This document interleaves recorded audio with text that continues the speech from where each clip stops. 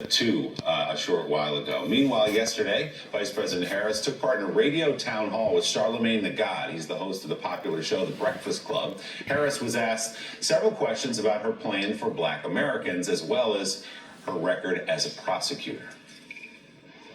But it's not just you versus Trump, it's you versus misinformation. Yes, that's true. Right? And one of the biggest pieces of misinformation, one of the biggest allegations against you is that you targeted and locked up thousands of Black men in San Francisco for weed. Some say you did it to boost your career. Some say you did it out of pure hate for Black men. Please tell us the facts. What's the facts of that situation? It's just simply not true. And what public defenders who were around those days will tell you, I was the most progressive prosecutor in California on marijuana cases and would not send people to jail for simple possession of weed.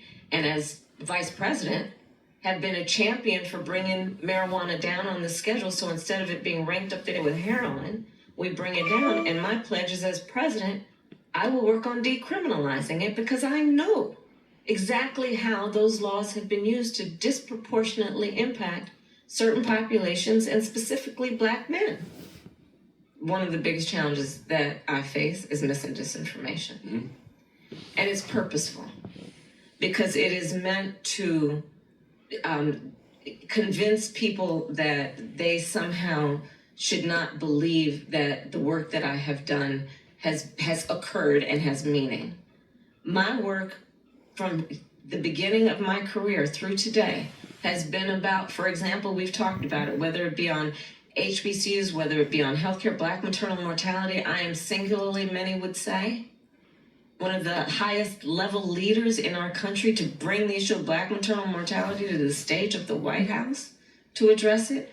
The work that I've done that has been about focusing on my knowledge and my experience and my life experience of knowing the entrepreneurship that we have in the community, the ambition, the aspirations, the dreams, and then tapping into that, so that not only has my work been about ensuring that we have some of the lowest Black unemployment ever in our country, but that also knowing that that should be a baseline, that everybody has a job.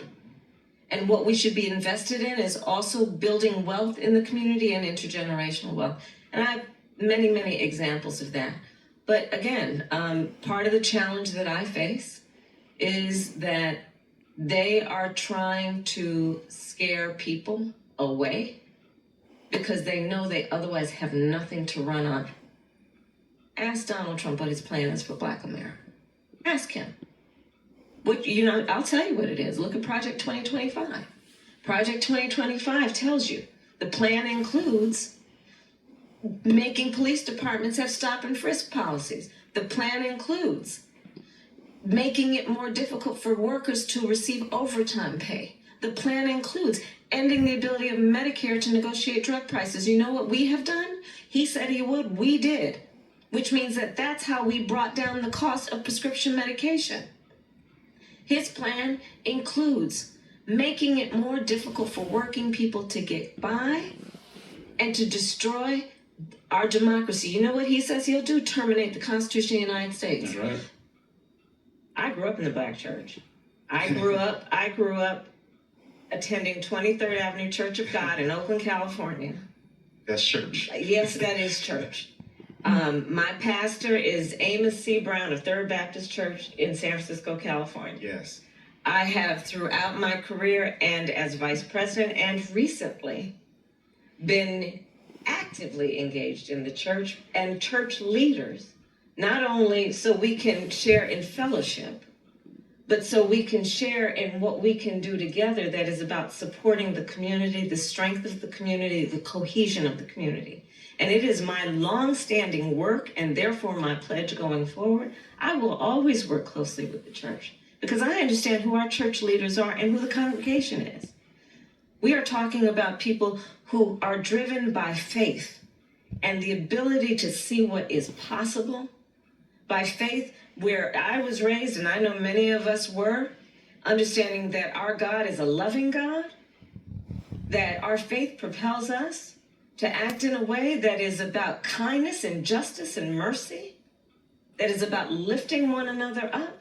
And let's talk about the contrast here. Donald Trump and his followers spend full time trying to suggest that the measure of the strength of a leader is based on who you beat down, which is absolutely contrary to the church I know.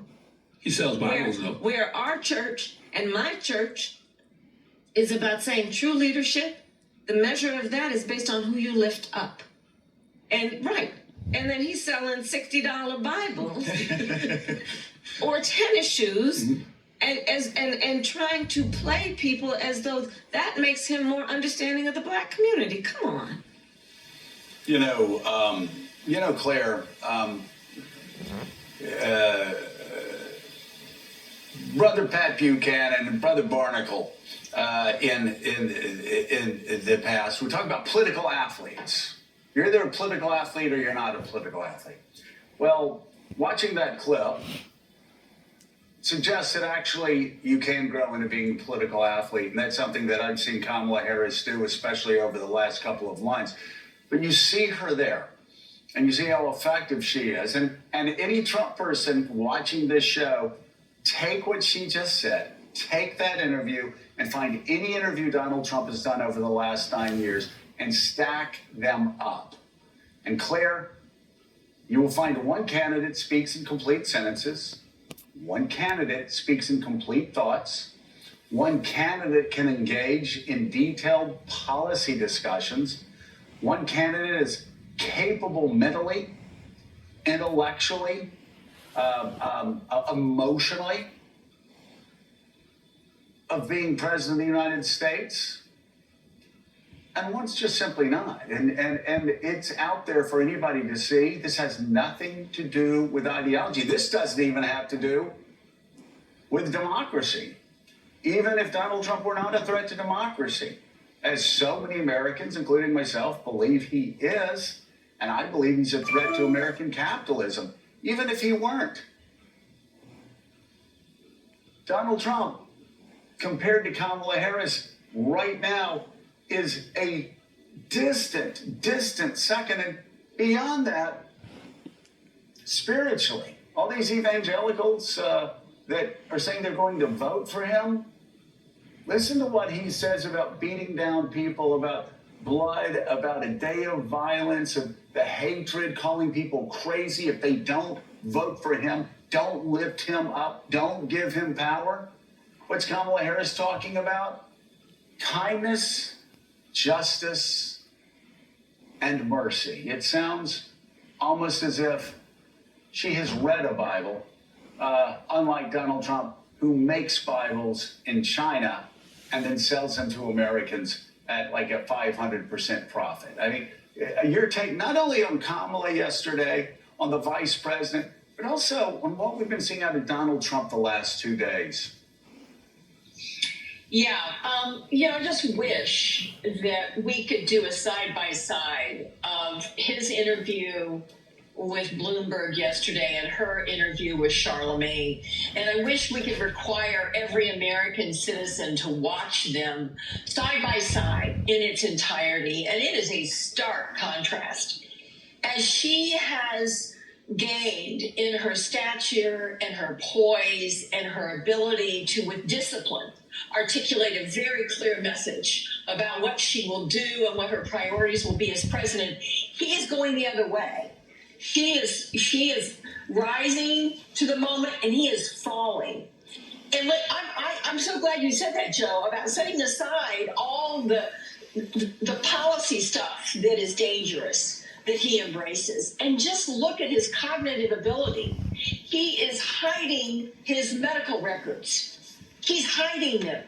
He said in July, he would release his medical records. He said just a week or so ago that he already had. He doesn't realize, I guess, maybe that he hasn't released his medical records. And then he goes on to say that it's very dangerous that Kamala Harris has allergies. Huh? This is a weird turn here that he is refusing. As the oldest man who's ever run for president, as a man who will be in his 80s, sitting in the Oval Office, everything. I get it that everyone was worried about Joe Biden being old. But you know what? Joe Biden did a gut check and said, yeah, I think I should pass the torch. Not Donald Trump. And people should be outraged that he's hiding his medical records. He will not release them, just like I predict he'll never do another interview with somebody who's not in the tank.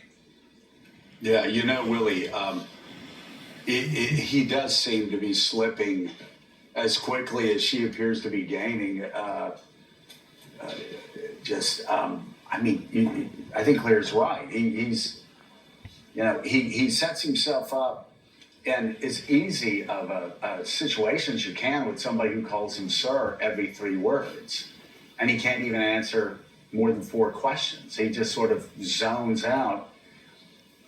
You have his people afraid to put him in the Fox News debate with Kamala Harris.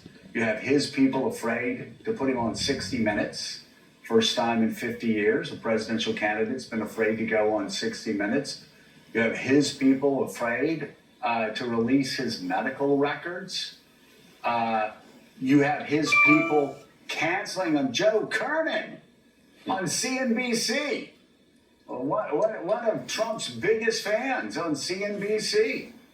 And he cancels at the last minute going on Joe Kernan because he knows every time he does this, it ends badly. He goes on Maria Bartiromo, one softball pitch after another softball pitch. And what happens? He starts talking about using the military and the National Guard against Adam Schiff and other Democratic opponents. So again, he seems to be, things seem to be blowing up on that side, and Kamala Harris keeps doing better. And I was struck by how well she did yesterday and what Van Jones's take was after that interview was over on CNN. He goes, "She just turned black?" The only person that would say that woman just turned black after listening to that interview would be the whitest person in the world, because she's been to black churches before. She knows what she's talking about. Yeah.